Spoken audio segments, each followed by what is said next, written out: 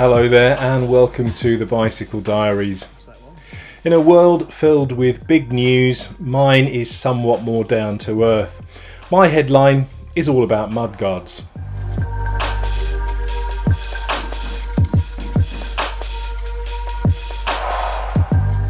Now, if you've been watching this channel for a while, you'll know that I've been having a bit of an issue with fitting mudguards to my winter bike, which is a 2013 Specialized Alley. A few weeks ago, a friend of mine called Nick told me about a bike shop locally that had these crud catcher mudguards that would fit my Alley. So when I took the bike down there to have the mudguards fitted, the chap running the shop said that it just was not possible. The mudguards were just too tight and they would not fit underneath the brake calipers. When I told Nick, he said that he was convinced that we could get them on there some way, but I was a little bit sort of doubtful. So I left it for a while and continued riding the bike without any mudguards, getting dirtier and dirtier.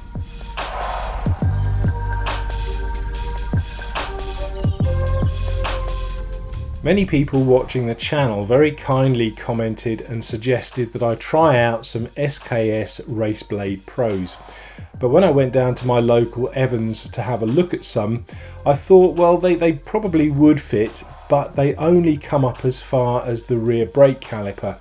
The rest of the wheel, the bit nearest the frame, was still fairly exposed and able to flick mud over the frame, and that was the bit that I was most concerned about. So I thought perhaps these aren't going to work either. But then I had a call from my friend Nick. He'd been down to the little bike shop and bought the crud catchers. They were very reasonable. They were like £25 for the pair, and he said that he was pretty certain that he could get them to fit. And if anyone was going to get them to fit, Nick's an engineer, he was the man that was going to do it.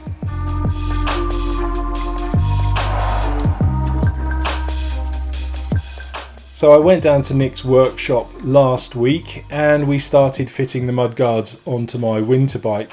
And the front mudguard went on very, very easily. There were absolutely no problems whatsoever with that. There was plenty of clearance and it all worked fine. However, when we came to fit the rear mudguard, it was indeed a little tight, particularly where it went under the brake caliper. So long story short, Nick had to make a bracket that kind of fitted to the brake caliper and extended out so that we could fit the mudguards to that little bracket, and after a considerable amount of fiddling and engineering, we got them to fit.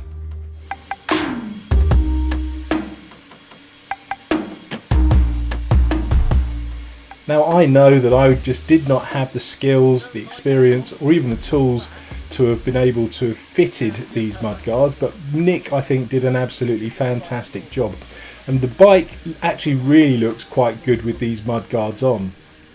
I did my first ride with them on Friday when I went out with my friend Tell, and I think they do work. They rubbed initially a little bit, but that might have been due to when I put the bike back in the car after coming back from Nick's workshop. But we sorted all of that out on the ride and the clearance was fine, and riding with them, like I say, was considerably drier, although when I did get back I noticed that some mud was still being flicked up on me and on the bike, and I think I will still have to wash the bike after every ride. Unfortunately, I think that says more about the weather conditions and the conditions of the roads here in the UK than it does about the mudguards, though. All in all, I am pretty pleased with them, so a big thank you to Nick for fitting them for me.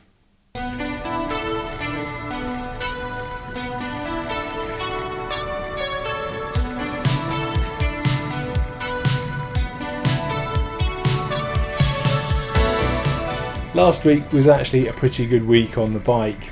In all, I did 5 rides, and that was 4 rides on the turbo trainer, which included my morning fasted rides, the Jolly Good Velo Tuesday meetup on Zwift, and then a proper turbo training session on Thursday.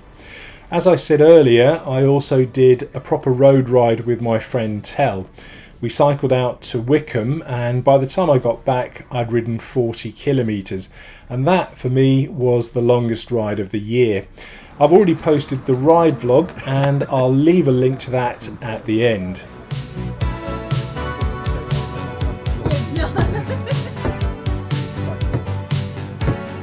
And with that, the weekly totals are: I've ridden 110 kilometres, I've got 4.5 hours of seat time, and I've climbed 848 metres.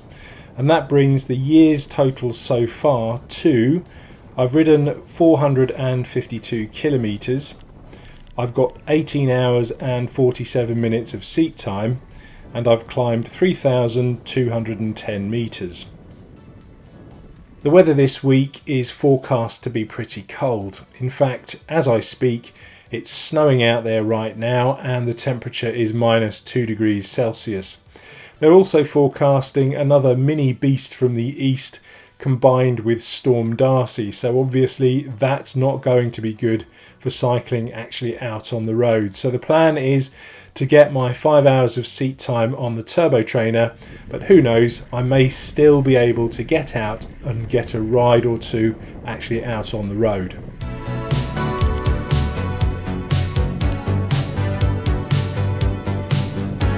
And finally, a massive thank you to Eleanor and Bruce, I hope I've pronounced that correctly, for supporting the channel on Patreon. And if you're enjoying the channel and you'd like to support it as well, I'll leave the link to the Patreon site below. Thanks for watching.